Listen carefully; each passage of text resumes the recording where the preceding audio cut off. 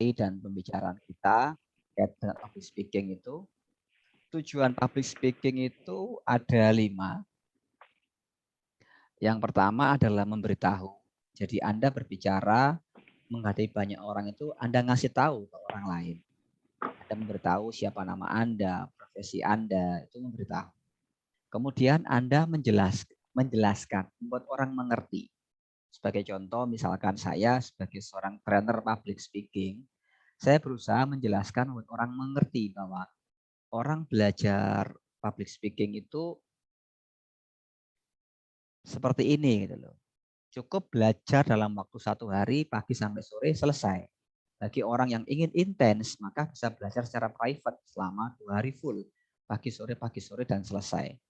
Yang ketiga, kita meyakinkan agar tidak ada keraguan. Nah, cara untuk meyakinkan, kita berikan garansi kepada peserta bahwa orang-orang yang ikut kelas kita itu kita garansi sampai benar-benar mereka mahir. Sebagai contoh Pak Barokah yang kita garansi sejak tahun berapa itu, 2 tahun yang lalu sampai sekarang pun masih boleh join, belajar, upgrade, sharing, pengalaman. Nah itu cara kita meyakinkan agar apa? Orang nggak ragu, jangan sampai orang itu sudah bayarnya mahal, cuma belajar sekali, tidak nyantol, nggak paham, dan semuanya hilang. Jangan sampai seperti itu. Dan yang keempat, kita membujuk, ya Pak, mengubah pendapat. Membujuknya apa? Kita bujuk bahwa saat ini public speaking itu dibutuhkan, termasuk skill yang sejak tahun 2020 itu adalah salah satu skill yang dibutuhkan dalam pekerjaan apapun. Ya, termasuk orang-orang yang menjelaskan kalau terkait dengan virus Omikron, virus COVID, atau hal yang lainnya, itu dibutuhkan persuasif yang luar biasa sehingga orang itu merasa yakin bahwa apa yang disampaikan itu benar-benar bisa mengubah pendapat. Sehingga banyak orang sekarang kalau keluar pakai masker, rajin mencuci tangan, menjaga jarak. Nah, tetapi level bujukan itu pun juga perlu diteruskan sampai yang nomor 5 itu mendapat persetujuan mengambil tindakan. Nah, untuk mendapat persetujuan mengambil tindakan, kita bisa menyampaikan 2 hal, teman-teman. Bahwa orang itu mengejar kenikmatan, menghindari kesengsaraan. Itu levelnya manusia. Bahwa manusia itu, mereka itu ingin mencari sebuah kenikmatan. Nah, kita sampaikan kepada mereka, kira-kira orang yang public speaking-nya lancar, mereka akan mendapatkan kenikmatan tertentu. Dan orang-orang yang tidak lancar berbicara akan mendapatkan kesengsaraan. Nah, sekarang saya akan minta pendapat dari teman-teman. Yuk, teman-teman berbicara, bereksplorasi. Kira-kira apa sih nikmatnya, apa sih enaknya kalau kita tuh bicara lancar, terstruktur, dan sistematis. Kita mulai dari Pak Barokah dulu. Menurut Pak Barokah, apa sih Pak kenikmatan kalau orang itu bisa bicara dengan sangat lancar, Pak Barokah? Silakan Pak Barokah. Baik, terima kasih Pak Ilyas dan Ibu Yulianingsi sama Kun Fadilah. Selamat malam Ibu-Ibu. Perkenalkan saya Muhammad Barokah dari Sampang, Madura. Dan sebelumnya mohon maaf kalau memang logat kami tidak sama dengan Ibu-Ibu dan termasuk Pak Ilyas karena memang Madura itu logatnya keras. Tapi seperti yang rapat sebelumnya, hati itu tetap sama, tetap lembut. Baik, terima kasih. Terkait dengan public speaking, enaknya public speaking itu kita bisa menguasai, artinya memang kunci utama di dunia pekerjaan maupun di dunia apapun kayaknya. Selama masih kita hidup ini, yang utama itu public speaking. Pengertian public speaking kan bukan berarti kita harus selalu berbicara di orang banyak, tapi ketika omongan kita itu sudah enak, sudah bisa nyambung ke orang lain, bisa mengerti orang lain, itu kita akan enjoy. Apalagi topiknya kalau berbicara santai sampai berlima kita komunikasi, kita akan memancing mereka itu sukanya apa. Kalau saya itu pengalaman pribadi begitu. Jadi kalau misalkan ngomong sama Mbak Kun Fadilah sama Bu Yulianingsi ini biasanya seputar Shopee, Lazada, mungkin mereka agak sedikit senang Pak Ilyas. Jadi kita arahkan ke sana topiknya sambil diselingin itu. Kayaknya mereka bakal mendengarkan kita. Oke, good. Nah, sekarang Itu kenikmatannya. Kesengsaraannya apa Pak? Ketika orang itu tidak mampu public speaking dengan bagus Pak Barokah. Menurut Bapak? Kalau public speaking-nya, ini saya pribadi Pak. Ya. Public speaking-nya itu tidak bagus. Semuanya akan kacau Pak. Kacau ya. Pasti kacau. Jadi kan artinya meskipun topik kita itu bagus, tapi penyampaiannya kita itu kurang bagus, pasti kedengar dimaknainya beda. Meskipun maknanya itu halus, sebenarnya kita mau menyampaikan secara halus, bagus, cuma dari intonasi dengan gaya yang dicampur kaku itu pasti nggak enak. Oke. Tapi kalau kita sudah bisa menguasai panggung, menguasai materi, menguasai teman-teman di sekitar kita itu, apalagi bisa mengubah pendapat mereka tuh begini, kita bisa mengarahkan dengan cara yang santun, dengan cara yang santai. Good. Nah, begitu. Sekarang kita pindah ke Bu Yulianingsih, ke Bu Yuli. Apa sih Bu nikmatnya atau enaknya, bahagianya seperti apa sih ketika Bu Yuli itu bisa ngomong dengan lancar, terstruktur dan sistematis? Apa Bu manfaatnya buat Ibu? Oke, selamat malam Pak Ilyas, teman-teman semuanya. Perkenalkan saya Ibu Yulianingsih dari Salatiga, Jawa Tengah. Menurut saya, kalau kita itu bisa berbicara dengan sistematis, dengan urut, pembicaraan kita itu akan lebih dipercaya orang. Jadi omongan kita itu lebih dihargai orang. Cuma itu juga saya sendiri belum bisa. Makanya ini sedang belajar. Begitu Pak Ilyas. Terima kasih. Jadi Bu Yulianingsih mengatakan bahwa ketika seseorang itu bagus bicaranya, maka dia akan diperhatikan oleh banyak orang. Pertanyaan yang kedua adalah, apa sih Bu sengsaranya kalau orang itu tidak mampu public speaking menurut Bu Yuli? Kalau menurut saya pribadi, kalau belum mampu ya kita harus rajin berlatih Pak. Cuma begini kendala saya pribadi, saya itu maunya sering berlatih Pak. Entah itu pagi, siang, sore gitu. Cuma saya itu kata-katanya cuma gitu-gitu doang Pak. Jadi mogoknya di situ. Baik, baik Bu. Susah Pak. Mau mengembangkan untuk kata-katanya, untuk itu masih susah. Jadi ngomongnya cuma gitu-gitu doang Pak. Nah, gitu. Untuk pengembangan kata-kata, diantaranya nanti Bu Yuli beli buku Ibu, beli buku yang sudah share kemarin di WA Group, termasuk Bu Fadila kemarin juga sudah kirimkan. Apakah bukunya sudah sampai Bu Fadila? Sudah sampai Pak. Oke, sudah dibaca Bu? Belum. Nah, barusan sampai ini tadi siang. Oke, nah ini loh teman-teman. Jadi buku yang begitu hebatnya, kurang lebih ada 600 halaman. Itu gini Bu Fadila, untuk bacanya Ibu nggak perlu lama-lama bacanya. Cukup luangkan waktu pagi hanya 10 menit saja. Misalkan setelah sarapan, ngopi, atau siram-siram kembang, atau apapun lah kesibukan Ibu, luangkanlah 10 menit saja baca bukunya, pelan-pelan bacanya. Kalau sudah nanti siang atau sore 10 menit. Intinya dalam sehari itu 10 menit 3 kali, maka dalam sehari Ibu akan membaca 30 menit atau setengah jam. Nah, kalau membacanya, apalagi untuk materi yang belum dipahami, jadi jangan terlalu banyak bacanya, pelan-pelan saja 10 menit. Oh, maksudnya seperti ini. Nah, sekarang kita kembali ke topik public speaking. Apa sih Bu nikmatnya, enaknya kalau orang itu bisa berbicara dengan sangat lancar? Fadila, silakan. Selamat malam Pak Ilyas. Salam kenal untuk Pak Barokah dan Bu Yulianingsih. Nama saya Dila. Untuk kenikmatan public speaking yang saya ikutin ini, apabila bisa berbicara dengan lancar, sistematis, otomatis kan kita bisa mempengaruhi orang.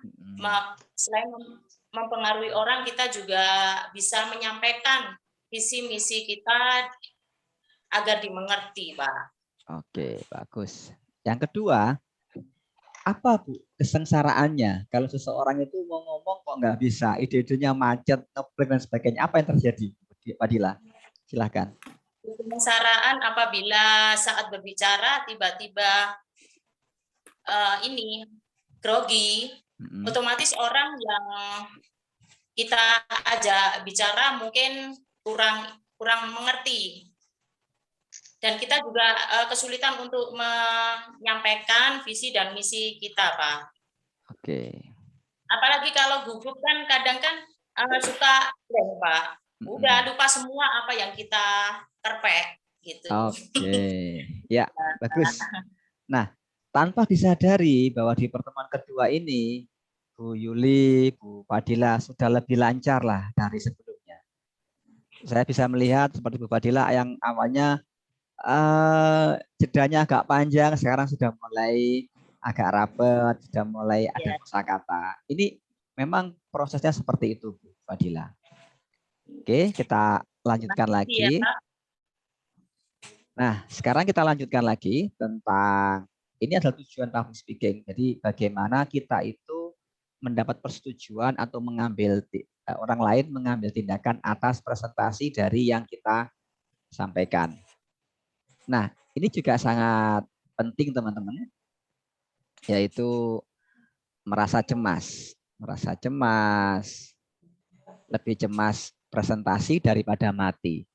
Ini kan ada sebuah riset di Amerika bahwa dibandingkan antara orang yang dalam sebuah komunitas itu di riset, diteliti bahwa orang yang cemas presentasi ada berapa persen, yang cemas mati, takut mati berapa persen. Ternyata orang yang takut mati dengan orang yang takut presentasi, takut ngomong, itu lebih banyak orang yang takut berbicara. Nah, artinya apa? Orang-orang yang takut berbicara itu yang mengalami tidak hanya kita gitu loh. Orang-orang yang mengalami seperti itu ternyata di belahan dunia lain banyak juga orang-orang yang ketakutannya presentasi itu melebihi orang yang takut terhadap kematian. Nah, rata-rata ketika orang merasa cemas, itu dia merasa gemetar, tiba-tiba lupa, merasa malu, sakit perut, berkeringat dingin. Kabar baiknya ternyata semua itu normal, teman-teman. Itu ada sesuatu yang normal. Artinya apa? Ya, setiap orang mengalami hal itu. Yang kita syukuri apa? Ternyata ketakutan, kecemasan, hal itu bisa kita lewati, bisa kita lalui. Satu, jam terbang akan menentukan bagaimana kita bisa pede dan yakin berbicara di depan banyak orang. Nah, saya mensyaratkan kepada teman-teman di sini untuk berlatih minimal bicara itu 20 jam. Nah, bicara 20 jam. Kalau kita 8 kali pertemuan kan sudah 8 jam. Saya anggap 8 jam. Ditambah dengan tugas 30 video public speaking itu kurang lebih sekitar, nah saya anggap 5 jam lah. Berarti teman-teman tinggal menambahkan lagi jam terbang di luar itu 8 tambah 5, 13 tambah 7 jam lagi. Nah, teman-teman cari kesempatan bagaimana teman-teman bisa praktek berbicara di depan banyak orang 7 jam. Nah, awalnya kita bisa iseng gitu. Ada kumpulan arisan, kumpulan pengajian, kumpulan reuni atau apapun, kita menyempatkan diri untuk berbicara. Lebih bagus kalau kita mengambil peran sebagai MC. MC, Master of Ceremony. Loh Pak, saya kok grogi atau gugup? Ya sudah, gugup pun enggak apa-apa, yang penting tampil berbicara, MC. Kalau tidak punya kesempatan untuk MC, teman-teman boleh praktek bertanya. Jadi apapun di situ ketika ada forum pertanyaan, kalau bisa teman-teman itu dari awal sampai terakhir itu menyiapkan sebuah pertanyaan. Tanya. Nyambung atau enggak nyambung, yang penting angkat tangan dan bertanya. Nah, itu akan menguatkan mental diri kita. Siap. Nah, sekarang sebelum saya lanjutkan, bagi teman-teman yang mau bertanya, saya kasih kesempatan. Silakan siapa? Boleh angkat tangan. Saya, Pak. Oke, silakan Bu Yuli. Oke. Pak Ilya, saya mau tanya, tekniknya untuk memperbanyak kosakata, untuk tekniknya lancar berbicara, itu dari mana saja, Pak? Apakah dari buku itu ada petunjuknya, misalnya kosakatanya, atau hanya tata caranya, atau bagaimana, Pak? Itu. Terima kasih. Oke, nah untuk memperbanyak kosakata panggung yang kita miliki, yang pertama, setelah Ibu memilih satu buku, jadi misalkan Ibu memilih sebuah buku, anggap ini sebuah buku yang Ibu pilih gitu kan. Kemudian Ibu baca 10 menit. Tuliskan poin-poin yang ada di buku tersebut. Setelah Anda tuliskan, Ibu latihlah presentasi. Sebagai contoh, teman-teman, hari ini saya telah membaca buku berjudul dengan judulnya buku Self Talk. Nah, di buku Self Talk ini menceritakan tentang bagaimana dahsyatnya pemilihan kata-kata. Dan sebagian materi yang saya pelajari di buku tersebut sudah saya sharingkan di WA Group Public Speaking. Nah, di situ saya menuliskan bagaimana kita itu bersyukur, terima kasih ya Allah, alhamdulillah hari ini kesempatan terbaik bagi saya untuk mempraktekkan dan belajar public speaking. Nah, otomatis itu akan menambah kosakata kita yang kita lakukan. Oke, lanjut. Oke. Pak Barokah, silakan. Pak Ilyas, kebetulan koleksi buku sudah ada 4 ini terkait. Mungkin ada sangkut pautnya dengan public speaking. Yang pertama, ini Pak Ilyas, cara bersifat tegas. Ya. Terus yang kedua, ini juga berdebat. Wah, siap. Ya. Yang itu? Ini juga Oke. Cara berbicara kepada setiap orang dalam setiap. Dan ini juga. Jadi cuma permasalahannya ini gini Pak Ilyas. Ya. Yang sering timbul bukan hanya ini, kebetulan punya perpustakaan mini ada sekitar 100 buku ini. Yang bermacam-macam termasuk seni debat dan negosiasi, karena memang di profesi saya terkadang yang jadi kendala itu kita bukan tidak punya waktu untuk membaca buku. Kita punya, kalau cuma 10 menit atau 30 menit, kita pasti termasuk Ibu Yulianingsih sama Bu Kun Fadila ini pasti punya waktu. Permasalahannya itu ketika kita membaca Pak Ilyas, kita baca sudah sampai 30 menit. Masalahnya yang kita baca itu habis itu dengan pekerjaan, kesibukan, kayaknya hilang. Nggak nyambung. Yes. Terus yang jadi pertanyaan, bagaimana caranya supaya yang kita baca itu nggak hilang gitu loh Pak Ilyas. Yes. Itu yang sangat mengganjal. Terima kasih. Baik Pak. Untuk Pak Barokah yang sudah menyempatkan waktu membaca, memang gini Pak, orang yang hanya membaca tanpa ditulis itu seringnya lewat Pak. Betul. Saya juga mengalami hal yang sama. Saya asik membaca, saya paham apa sih maksud dari bacaan itu. Tapi ketika kita tidak menuliskan ulang, Pak. Nah, tugas Bapak adalah setelah membaca, Bapak tuliskan ulang poin-poinnya. Setelah dituliskan ulang poin-poinnya, nanti Bapak presentasikan, jelaskan kepada orang lain. Aku baru saja nih baca buku tentang seni berdebat. Nah, seni berdebat itu mengajarkan bahwa cara untuk berdebat yang pertama, misalkan kita perlu memahami persepsi dari orang lain. Nah, bagaimana sih cara kita memahami persepsi dari orang lain? Itu semua masuk ke teknik komunikasi. Jadi, 1, setelah membaca, 2, tulis ulang, 3, presentasikan Pak Barokah. Jadi presentasikan kepada orang lain sehingga Bapak benar-benar menguasai. Gitu Pak Barokah. Next, Bu Kun Fadila, ada yang silakan di unmute dulu Bu. Oke. Ya, Pak Ilyas, saya mau tanya. Ini kan apabila kita sudah presentasi, tiba-tiba ada seseorang bertanya kepada kita dan topiknya itu melenceng dari apa yang kita presentasikan, gimana solusinya. Terus yang kedua Pak, agar kan kadang kan kalau sudah kita nggak menguasai materi, kadang kan kita gugup blank gitu loh Pak. Gitu, kadang jadi udah hilang, karena kan memang selain kurang menguasai materi, Terus kedua, ini pertanyaan juga melenceng dari topik materi yang kita sampaikan. Solusinya, Pak. Terima kasih Oke. sebelumnya. Baik, Bu Fadilah. Nah, yang pertama, ketika orang bertanya, itu kita perlu ada etikanya. Ada 3 hal yang perlu kita lakukan ketika orang bertanya. Yang pertama, kalau belum kenal, tanya siapa namanya. Tanya siapa namanya, tanya namanya. Yang kedua, ucapkan terima kasih atas pertanyaannya. Yang ketiga, kita puji pertanyaan itu. Terima kasih atas pertanyaannya. Ini luar biasa. Boleh tahu saya dengan Bapak atau Ibu siapa? Itu bisa dibolak-balik. Atau maaf dengan Bapak atau Ibu siapa? Oh, Pak Barokah. Terima kasih Pak Barokah atas pertanyaannya. Ini luar biasa pertanyaannya. Ketiga hal ini ya. Tanya nama, ucapkan terima kasih, dan dipuji. Itu kita membangun komunikasi dengan orang lain. Yang kedua, bagaimana kalau pertanyaan itu melenceng dari topik? Tugas kita sebagai seorang pemateri atau pembicara, kita sebutkan bahwa Pak Barokah yang baik hati, terima kasih atas pertanyaannya. Bapak, izin saya menjawab bahwa apa yang Bapak tanyakan itu di luar topik yang saya sampaikan, Bapak. Nah, sedangkan di sini waktu kita terbatas.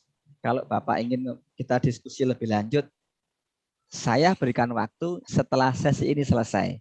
Nah, seperti itu. Improvisasi itu, Pak ya. Nah, teknik ini sudah saya ajarkan loh, Pak, di beberapa waktu yang lalu.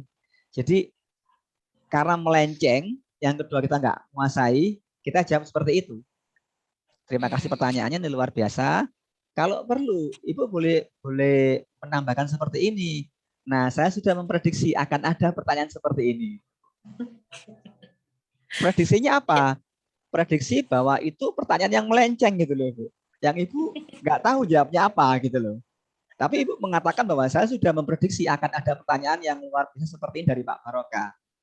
Nah, karena waktu tidak terbatas, saya mau lanjutkan ke topik-topik berikutnya untuk Bapak. Nanti kita jawab setelah sesi ini selesai. Seperti itu. Iya. Terima kasih Pak Ilyas. Yang ketiga, bagaimana kita menguasai materi? Lagi-lagi, teman-teman latihkan materi itu berulang-ulang. Jangan sekali 2 kali. Pak Barokah misalkan ngomong seni berdebat gitu kan. Pak Barokah baca cuma sekali. Latihan cuma sekali, langsung naik panggung. Dijamin lupa, Pak. Saya yakin deh. Betul. Nah, atau Bu Yuli. Jadi kan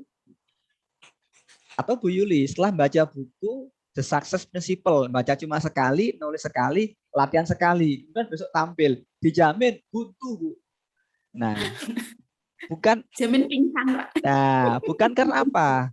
Hal ini menyadarkan diri kita untuk rutin berlatih. Diulang-ulang materi sampai benar-benar hafal di luar kepala. Nah, ketika saya menyampaikan materi seperti ini, saya sudah hafal di luar kepala, bahkan tanpa modul pun saya bisa mengawal acara sampai 1 hari full, bahkan 3 hari full, saya bisa membawa audien. Karena apa? Jam terbang sudah tinggi. Yang ketiga, saya terus mengupgrade keilmuan dari saya. Seperti itu teman-teman. Nah, sekarang yang mau sharing sesuatu silakan. Kita mulai dari Pak Barokah. Silakan Pak, kalau mau sharing Pak Barokah. baik, terima kasih. Ini Pak, mungkin bukan hanya saya yang merasakan, Pak. Mungkin termasuk Mbak Yuli dengan Mbak Kun Fadilah ini. Jadi ketika sesi seperti ini, Zoom seperti sekarang ini, saya jadi pinter, Bu Yuli juga pinter, Bu Kun Fadilah jadi pinter ngomong, Pak. Jadi ketika beda kelas, itu beda lagi, Pak. Betul. Contoh kayak tadi pertama ngomong dikasih siapa yang mau nanya, itu ayo Pak Barokah duluan. Itu kaget Mas ya. Kok saya sih kok harus duluan? Mesti ada perasaan seperti itu. Saya yakin juga Bu Yuli dengan Bu Kun Fadilah ini merasakan itu, Pak. Kalau di forum ini kita pinter ngomong. Kita pinter, tapi setelah beda acara, ini karena mungkin topiknya sudah public speaking, tempat belajar, tapi kalau sudah rapat lain, Zoom, mau bertanya pun, meskipun segudang pertanyaan yang ada di pikiran kita malah akan pulang dengan penyesalan, karena kita tidak berani untuk ngomong. Oke. Tapi setelah saya tarik kesimpulan, setelah saya tarik kesimpulan, yang jadi permasalahan itu cuma di awal, Pak, seperti yang dulu pernah diajarkan oleh Pak Ilyas di waktu class of plan, hanya di awal berapa menit saja. Cara mengontrol mungkin menurut saya antara 2 sampai 3 menit. Cara mengontrol badan, termasuk intonasi suara. Kayaknya di situ. Jadi setelah melewati 2 atau 3 menit, kayaknya ketegangan di tubuh itu mulai menurun dan otak sudah mulai memori sudah mulai berfungsi. Kalau di 2 sampai 3 menit ini kayaknya memori lagi ngeblank, Pak. Ngehang. Coba bukan ciptaan Tuhan, ini sudah Pak, kayak laptop sudah blank ini. Di durasi 2-3 menit. Oke, terima kasih. Jadi kesimpulannya di 2-3 menit ini bagaimana kita bisa menetralisir ketegangan kita mungkin. Oke, siap. Baik Pak Barokah, terima kasih atas sharing-sharingnya. Nah, untuk Bu Yuli, mau nambahi Bu Yuli? Gini Pak, kalau dari pengalaman saya pribadi, sejak saya ikut Pak Ilyas sampai saat ini memang saya pribadi merasa ada perkembangan. Jadi saya semakin pede. Kemarin-kemarin kalau saya ngomong di depan teman-teman satu kantor aja, rasanya jantung mau copot, Pak. Tapi sekarang saya sudah berani untuk ngomong, walaupun cuma sebentar itu saya sudah berani. Itu Pak. Good. Nah, jadi sudah ada perkembangan, bagus. Luar biasa, saya apresiasi untuk Bu Yuli. Nanti lebih dalam lagi kita lanjutkan di sesi main programming hari tanggal 20 ya Bu ya. Bu Fadila, mau sharing apa Bu Fadila? Silakan. Terima kasih Pak Ilyas dengan sudah mengikuti materi 2 kali ini ya Pak Ilyas ya. Ya. Itu saya merasakan lebih percaya diri dan ini kata-katanya lebih sistematis dan terstruktur daripada awalnya kan mungkin sempat grogi. Cuma ya seperti yang disampaikan Pak Barokah, jadi mungkin karena ini kan 4 orang Pak, jadi saya masih bisa pede. Lah nanti di audien lebih dari 100 lah, itu kan ini. Kadang itu Pak permasalahannya bertanya, saya sudah nulis, ada pertanyaan, saya sudah nulis. Sampai pertanyaan terakhir, saya juga nggak bisa ngucap, nggak menyampaikan, saya ngacung gitu, enggak. Nah terus tiba-tiba ada yang tanya seperti saya, terus dalam hati, alah, itu kan pertanyaannya kode itu yang saya tulis. Jadi kayak gitu loh Pak, mohon petunjuknya. Terima kasih sudah banyak membantu Pak Ilyas. Ya. Baik. Untuk Bu Dila, nah kita bisa mengajak diri kita. Ada namanya self talk. Kita ngomong ke diri kita. Ngomongnya seperti ini. Dila, hai diriku. Yuk ngomong yuk. Yuk bertanya yuk. Udahlah apapun yang terjadi, yang penting kita ngomong, kita berbicara. Nah, setelah kita ngajak ngobrol ke diri kita sendiri, maka beranikanlah diri untuk angkat tangan. Lakukan itu. Ketika angkat tangan, bilang aja, terima kasih atas waktunya, izin bertanya, nama saya Fadila. Ketika bertanya ini pertama kali saya ngomong jadi agak grogi sedikit, ya mohon dimaklumi. Boleh nggak? Boleh seperti itu. Jadi kita mengungkapkan emosi kita, mengungkapkan perasaan kita. Itu akan mengurangi, ibaratnya 2-3 menit untuk pemanasan tadi. Jadi pemanasannya ngomong ke diri sendiri. Terus kalau butuh panas lagi, ya tangannya boleh digosok seperti ini. Wahai diriku, yuk kita angkat tangan, yuk ngomong, yuk bicara. Nah, otomatis kita siap untuk berbicara gitu. Ada cara-cara lain yang lebih ekstrim Pak Barokah. Yaitu apa? Sebelum ngomong, Pak Barokah itu lompat-lompat dulu Pak Barokah. Digoyang-goyangkan bertanya Pak Barokah. Tapi lompat-lompatnya jangan di ruangan Pak. Cari tempat lain Pak.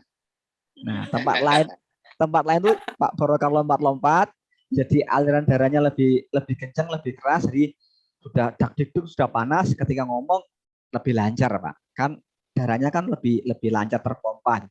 Sekali lagi, jangan lompat-lompat dari kursi Bapak gitu. Mau ngomong lompat-lompat dulu. Kenapa kok lompat-lompat? Disuruh Pak Ilyas. Waduh, bukan di situ ya Pak Barokah ya. Nah, itu salah satu. Apalagi lompat dari gedung gitu. Oke. Ini sudah cukup panas, artinya ketika kita merasakan ketakutan itu sesuatu yang normal, yang wajar sebetulnya. Setiap orang mengalami ketakutan itu. Nah, untuk bagaimana mengatasi cemas atau ketakutan itu dengan cara apa? Kita membuang energi negatif. Nah, cara membuang energi negatifnya, saya akan mengulangi lagi. Jadi, ketika teman-teman duduk santai saat ini di rumah seperti ini, teman-teman boleh rileks, santai, terus bayangkan rasa tidak nyaman yang teman-teman alami ketika membayangkan bicara di hadapan banyak orang. Jadi misalkan Bu Fadila membayangkan 100 orang aja sudah gemeter dan nggak nyaman atau gugup, atau Bu Yuli atau Pak Baroka membayangkan 300 orang, 1000 orang sudah rasanya dagdikduk nggak enak, diterima saja, rileks, boleh pejamkan mata, kemudian dirasakan di bagian tubuh yang mana kita itu merasa nggak nyaman. Nah, kalau nggak nyamannya di tubuh, orang-orang sih kadang-kadang di kepala, kadang di dada, kadang di perut, tangan ataupun kaki. Ada juga orang nggak nyaman tuh di bibirnya. Nah, caranya ada apa? Kita netralkan dengan cara di tapping, diketuk-ketuk. Misalkan nggak nyamannya itu di daerah dada seperti ini, ya dadanya diketuk-ketuk seperti ini. Rileks, nyaman, rileks, nyaman. Nah, seperti ini. Ini akan membuat kita lebih nyaman, teman-teman. Kalau dada. Kalau kepalanya cinut-cinut, ya kepalanya saja. Rileks, tenang, tenang, tenang. Nah, itu cara kita mengatasi ketakutan atau membuang memori-memori emosi masa lalu terkait yang ada di dalam tubuh kita. Seperti itu teman-teman, itu materi kita pada malam hari ini. Sebelum kita tutup, Pak Baroka mau menyampaikan sesuatu, silakan Pak Baroka. Baik, Pak Ilyas. Ini memang sengaja saya mau tanyakan dari tadi, sudah dipersiapkan ini pertanyaannya ini. Oke. Jadi terkait kelancaran dalam public speaking yang ingin saya tanyakan, karena saya belum nyetor sama sekali dari awal terkait latihan video. Ini kemungkinan besar untuk sukses jadi public speaking yang handal itu berapa persen, Pak? Dari latihan kita mengirim video ke Bapak itu kira-kira percaya diri kita itu berapa persen, Pak? Dari latihan 1 sampai selesai itu, Pak. Oke. Nah, ketika kita mampu menyelesaikan sampai video terakhir, ada rasa dalam diri kita, Pak. Ada acuan baru. Yes, saya mampu menyelesaikan. Artinya tugas berikutnya akan lebih mudah. Kenapa?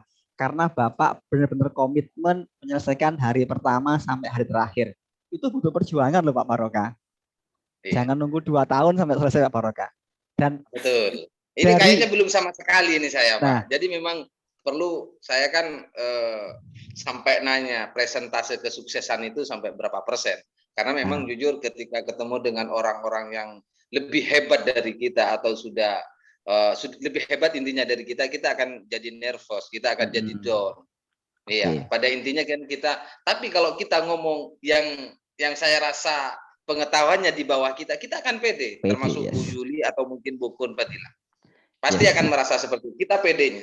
Tapi ketika dihadapkan dengan public speaking yang lebih besar, itu kayaknya grogi itu pasti ada.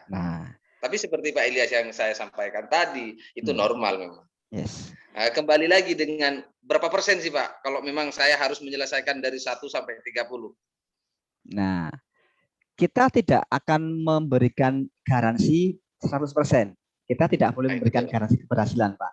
Kenapa? Karena tugas tidak mungkin kalau 100% ya. Ya, karena tugas kita adalah memberikan jalan. Yuk, lakukan seperti ini. Nah, ketika seorang belajar mengikuti praktek dari teman-teman yang melakukan, Pak, itu mendapatkan manfaat. Oh iya, Pak, saya mendapatkan. Nah, 1 orang yang berhasil menyelesaikan, ini baru 1 orang, Pak.